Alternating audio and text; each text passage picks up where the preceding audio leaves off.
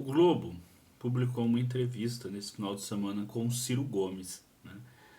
E o Ciro, ele ficou um tempo, né, desaparecido após a eleição, né? E depois ele voltou com uma newsletter, né, semanal, circula aos domingos, onde ele faz análise política, né? Então ele não conseguiu, não se afastou totalmente, né, do mundo político. Eu acho que o mundo político, assim como a filosofia, né, e outras formas dos seres humanos atuarem, né, na sociedade, no pensamento, quando a gente é mordido por esses bichinhos, a gente acaba nunca mais conseguindo, né, se afastar deles, né? Você não vê, dificilmente você vê um político aposentado, um filósofo aposentado, né?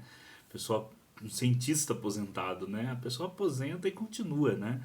Ela continua de alguma forma fazendo filosofia, política, os artistas, né? Não existe uma aposentadoria, né?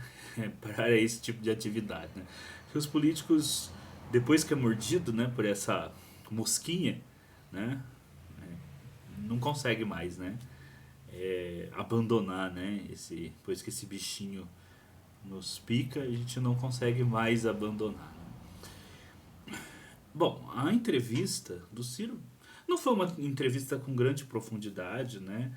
Assim, a, a reportagem poderia talvez ter guiado o assunto para como que o Ciro vê o Brasil atual e as soluções para o Brasil atual em vários campos onde a gente está precisando desse tipo de reflexão, né? Mas acabou também aquelas questões, né, sobre o irmão do Ciro, questões sobre misoginia, né? Inclusive o próprio Ciro reclama no meio da entrevista, ele fala, olha, foi por isso que eu abandonei a política. Você está fazendo questão de uma coisa que aconteceu 20 anos, eu já pedi desculpa né, e fazendo pergunta novamente, né, com relação à misoginia. Então, né, o próprio Ciro fala, pô, né, aconteceu 20 anos, já pedi desculpa, disse que eu estava errado, fiz a reflexão sobre essa questão e vocês voltam nela o tempo todo. O Ciro tem razão reclamar nesse tipo de coisa, né? As pessoas erram, pedem desculpa, né? Continuam outros caminhos, mas muitas vezes o jornalismo vive insistindo naquilo que eles acreditam que vai levantar a polêmica, né? Isso é muito próprio, muitas vezes, do jornalismo. Mas um jornal como o Globo, né, a gente esperava ver uma entrevista que fosse mais robusta nas questões dos problemas brasileiros, né? Porque o Ciro tem um livro muito bom, né, sobre a questão nacional, sobre a questão brasileira, né, que é o projeto de desenvolvimento lá que o Ciro tem, que ele expõe isso no seu livro, né? Um livro que você pode até discordar ou concordar com o Ciro, mas ele consegue ali expor, de forma bastante clara o seu projeto para a nação. Então, poderia você guiar a entrevista com questões a aquele respeito, né?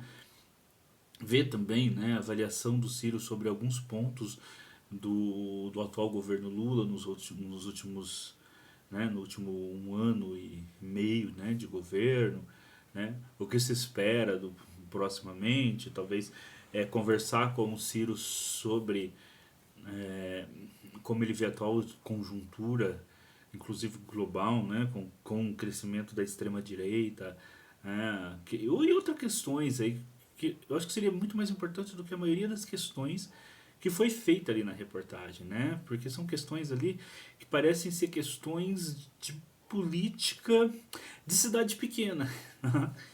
Parece ser questões assim de política de cidade pequena, de política. Não questões de um político como o Ciro, que apesar de não ter nenhum cargo atualmente, é alguém que quando fala tem uma voz nacional. Tá? É alguém que quando fala, né, mesmo se o Ciro não tivesse num partido que é um partido importante, né, mesmo que hoje ele não tenha nenhum cargo público, ele é alguém que tem uma representatividade nacional. Isso você não pode dizer, né, que não tenha. Então eu esperaria ali uma entrevista com maior profundidade, com certeza, tá? Infelizmente não ocorreu. Mas eu vou comentar uns 2 ou 3 trechos aqui da entrevista, tá? Bom, acho que primeiro é a questão do Ciro, né? O Ciro, ele logo no início da entrevista, uma coisa, né? A entrevista se chama tem por título, né? O destino de todos os políticos é o ocaso, né? Diz Ciro após reconhecer o isolamento político. Aí vai ali, né, a questão dele agora se sentir isolado, né? É, porque afinal de contas, a margem de voto que ele teve na última eleição foi muito abaixo daquela que ele costumava ter, né? Ele já chegou a 12, 13%, ele ficou com 3%. Então, é, ele em vários momentos foi a terceira opção, né? Foi o terceiro candidato ali, mas ele não conseguiu se fazer como terceira via, e ele acabou então aí agora então tendo uma margem de votos muito restrita, até porque essa eleição ela foi muito polarizada entre dois candidatos. Mas se nós vemos a história da República Brasileira, na verdade a tendência para uma polarização ela já vinha acontecendo, né? É que de um lado sempre estava o candidato do PT, né, representando aí a ala mais progressista, e outro candidato. E aí, dentro dessa ala do outro candidato, é que havia a briga para saber quem era. Mas o Bolsonaro também conseguiu fazer algo que o PSDB não conseguiu, né? Que foi polarizar, né? É, do lado do conservadorismo e da extrema-direita. E ficou uma fatia ali, né, de pessoas, né, aí, liberais, né, que não estão nem desse lado da extrema-direita conservadora, né, mais ao lado do bolsonarismo, e nem do lado mais dos progressistas, da esquerda, que está mais ao lado do PT. E você tem ali, né, no meio ali um tanto da população que esse sim vai começar a decidir, né, quem vai ser eleito. Então, as próximas eleições, no geral, elas serão muito mais apertadas do que estavam sendo, né? E elas vão ser com certeza muito mais polarizadas. Isso parece ser algo que, pelo menos, né, a médio prazo é uma tendência no Brasil, não só no Brasil, em outros lugares do mundo também. Tá? É uma tendência. Tá? E nesse aspecto, para um candidato como Ciro, era muito, é muito difícil você conseguir romper aí, né, essa, esses dois polos, né? Bom, o Ciro, ele começa dizendo que ele é um amante não correspondido pelo Brasil, né? Então, ele revela aí o seu descontentamento com os resultados da eleição, diz que não pretende, né, ali mais se candidatar, né, pretende fazer política de outra forma, né? Admitiu o seu isolamento político. É, ele disse que a eleição chocou ele profundamente, né, porque ele atingiu ali só 3% dos votos, e que ele se sentiu, como ele mesmo fala, né, como um amante que não é correspondido, que ele tem um grande amor pelo Brasil, mas que em matéria de votos esse amor não foi correspondido, né? E que por isso ele não pretende mais se colocar nessa situação de depender do voto, né, para legitimar suas posições. Ele não pretende mais fazer isso. Né? Ele não pretende mais então ser candidato. No final da entrevista até fala, até o repórter pergunta para ele, né, se se ele pretenderia, é a repórter, tá? É Renata Agostini, é a repórter. Pergunta para ele se ele pretenderia ser candidato a deputado, talvez, ou a governador, e pela resposta dele dá para se interpretar que não, né? Eu acho uma pena, tá? Acho que o Ciro daria um ótimo senador, né? Acho que o Ciro poderia ser um grande senador. ou mesmo um deputado muito atuante e está ali representando. Tá? Eu não vejo mais, sinceramente, possibilidades do Ciro ir para uma campanha presidencial, né, que o levaria a ser eleito, né, não atualmente, na atual conjuntura política, mas também penso que o Ciro não precisaria abandonar a política em si, que ele poderia dar grandes contribuições. Né? É uma pessoa muito inteligente, com um projeto interessante. Tanto o Ciro poderia dar as contribuições dentro do próprio PDT, quanto no parlamento, né? Seja como senador ou como deputado, até mais do que como governador, né? Mas como deputado ou principalmente senador. Tá? Por outro lado, penso também que o Ciro ele despertou, aí a gente vê pela internet, todo uma nova paixão, né? Um novo grupo de pessoas aí apaixonadas pelo tema do desenvolvimentismo, do trabalhismo. Então eu penso que o Ciro talvez nessa questão do desenvolvimentismo depende do tipo de atuação que ele fosse. Até ele conseguiria até formar aí um grupo, um movimento semelhante ao que o próprio Aldo Rebelo faz lá com o Quinto Movimento, né? Um movimento em favor do desenvolvimentismo que estivesse além de partidos políticos, né? Principalmente se ele também, né, fosse eleito deputado. Então, eu penso que o Ciro ainda tem muito a oferecer nesse sentido. Ele tem a newsletter dele, né, que também aí traz análises bastante interessantes. Bom, ele fala aqui ó, um trechinho da entrevista, né, que a eleição chocou ele profundamente, que ele sentiu até que ele perdeu o direito de participar, né, que foi deslegitimado assim o direito dele de participar novamente devido ao a porcentagem muito baixa de votos que ele teve. Tá? A repórter pergunta sobre polarização, ele fala sobre a polarização, mesmo se mostrando, né, contrário ao atual governo, né, ao PT, mesmo demonstrando que ele não está satisfeito com Lula na presidência. Ele diz que não tem nada contra o Lupe, né, ter assumido um ministério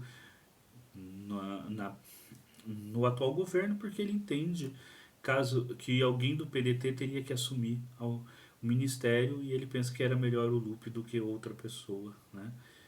No ministério, que ele está fazendo um bom trabalho no ministério, apesar de não dele em si, né, do Ciro em si, que o Lupe está fazendo um bom trabalho no ministério, apesar do Ciro em si, né, não concordar com o atual governo, né? Pensar que é lógico, né? Ele concorreu contra o Lula, né? E concorreu contra o Bolsonaro, então, né? Ele mesmo, né?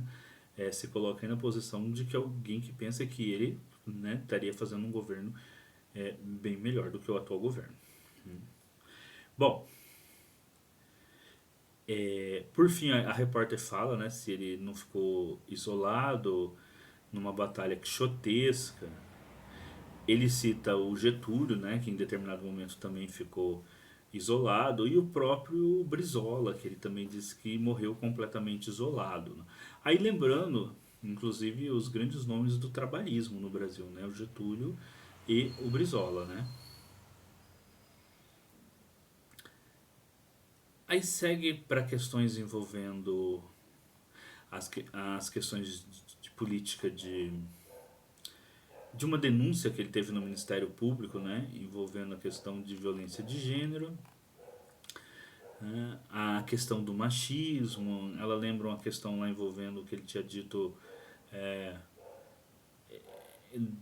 que a função da ex-mulher dele era dormir com ele, as brigas com o irmão, né, os rompimentos que ele teve ali com o irmão. Depois ela fala da debandada do PDT, né, porque o próprio irmão dele foi para o PSB, que é o partido que faz parte da base do governo Lula. E por fim, se ele pretende ser candidato. Bom, essas questões aí da briga com o irmão e tudo mais, eu acho que nem vale muito a pena a gente comentar aqui essas questões. Mas no trechinho final tem algo que sobre a própria conjuntura política do Brasil eu acho importante a gente comentar. Que é o seguinte, ele fala lá no trechinho final, tá? É que ele está tendo vários encontros com o Tasso Gereçat. E vocês sabem que o Tasso Gereçat é um dos grandes cardeais aí do PSDB, é um PSDBista histórico, né? Começou lá no PSDB junto com Fernando Henrique, Mário Covas, etc. Então ele é um dos PSDBistas históricos, né? Para uma possível federação, né, com o PSDB, né, o PDT, o PSDB, Cidadania, né, para formarem entrar nessa federação que já tem, né? E que o Ciro acha que é importante, né, você aprofundar esse debate aí pelo lado pragmático, né? É que o Lupe acha que é importante, né, aprofundar um debate pragmático e o Ciro diz que ele também acha. Aí nesse aspecto eu acho interessante a gente debater esse aspecto a partir da conjuntura política brasileira, né?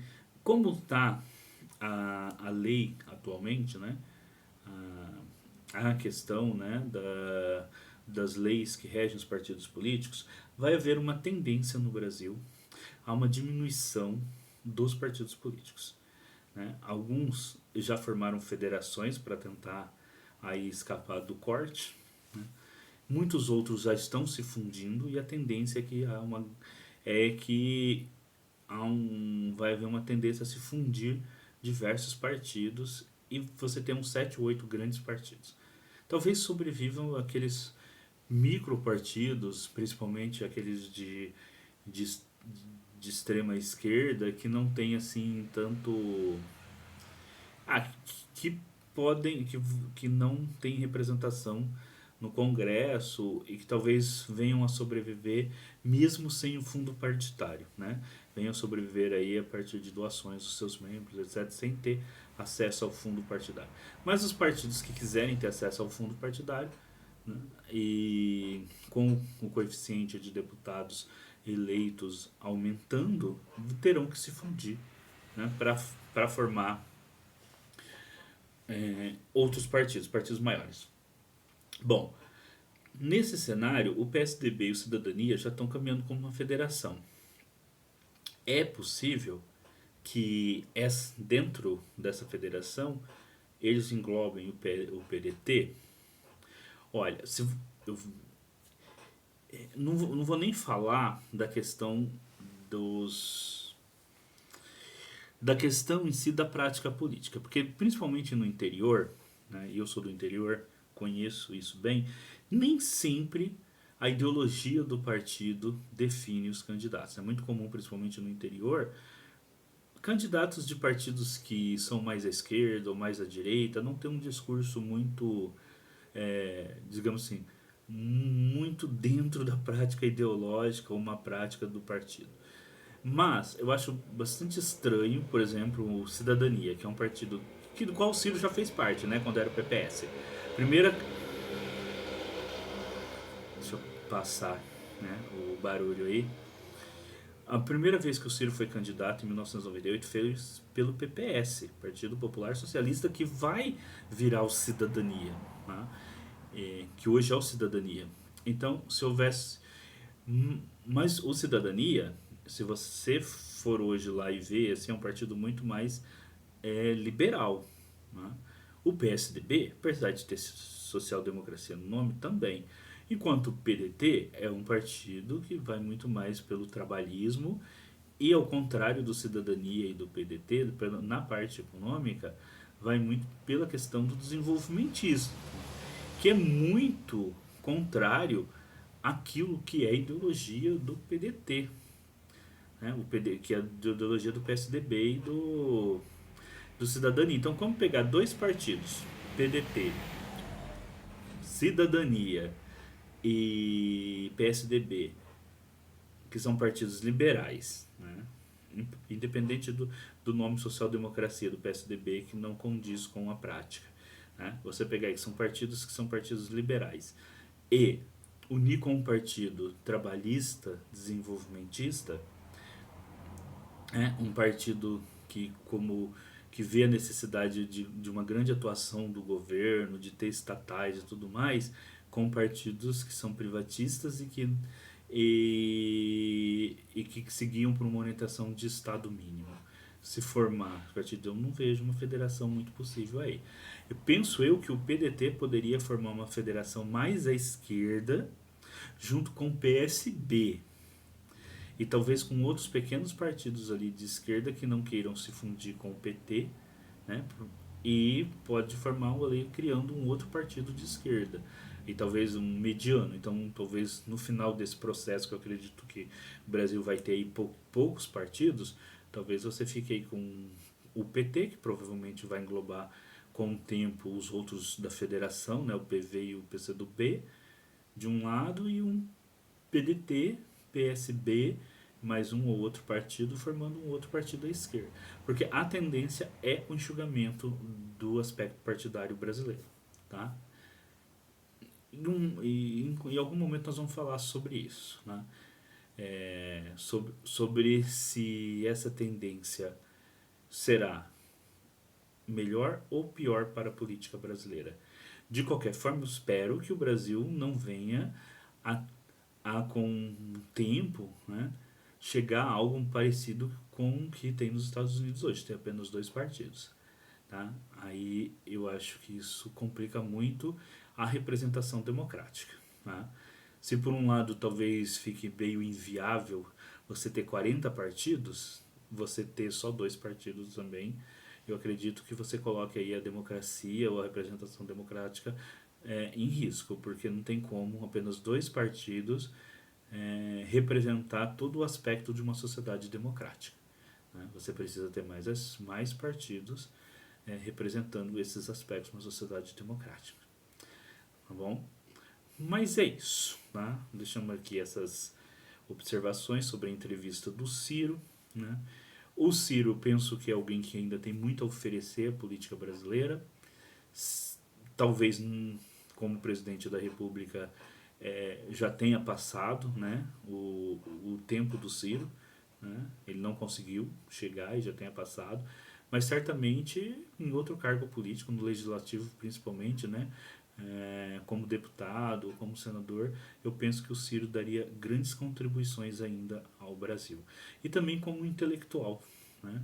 Com a seu newsletter, ele tem um projeto de um novo livro, né? E fazendo palestras, ele conversa muito bem com os estudantes, ele é um grande debatedor, tá? Você vê os debates do Ciro na internet, você vê que ele é uma pessoa que tem um grande debatedor, e hoje, ser um debatedor como o Ciro né, com a velocidade de pensamento que ele tem, o domínio que ele tem da retórica, né, é muito importante nesse cenário de internet. Então, eu penso que o Ciro, no legislativo, como intelectual, como debatedor, ele ainda tem muito a oferecer para o Brasil, para a nossa democracia e para a luta política nesse momento que nós da ala progressistas necessitamos de pessoas como Ciro, né? Capaz aí que tem uma boa articulação, tá? Que escreve muito bem e que podia sim vir aí como deputado ou como senador, tá? Mas que seja como intelectual e como intelectual público, né? A gente espera que o Ciro continue aí dando suas contribuições. Nem sempre eu concordo com tudo o que o Ciro fala, né? Mas certamente, né, o Ciro sempre nos ajuda a clarear as ideias, né? Ler uma entrevista, ver um vídeo, ler um livro do Ciro Gomes sempre nos ajuda a clarear as ideias. Agora, né, infelizmente, a gente pega às vezes uma reportagem como essa, que foi uma entrevista como essa que foi feita no Globo, e eu penso que a repórter perdeu, né, a oportunidade de fazer perguntas mais fundamentais para que possamos refletir sobre o Brasil com o Ciro Gomes. Né? Ela ficou nas perguntas da pequena política, né? E não da grande política, né? Daquela política que busca nos orientar para pensar a nossa nação, né? Mas da pequena política ali, das brigas, dos bastidores, né? E eu prefiro muito quando eu vejo o Ciro falar da grande política. E pela entrevista, né, mesmo sendo uma entrevista escrita, não é algo, não, não é algo você ver ele falando, você nota pelo tom das respostas que ele ficou incomodado com isso, que ele esperava uma entrevista que tivesse uma orientação talvez para essa grande política, para a resposta das grandes questões nacionais e não para a politicagem do, para essa politicagem do cotidiano aí, tá bom? Bom, pessoal, é isso o vídeo. Olha, deixa o like aí, tá bom?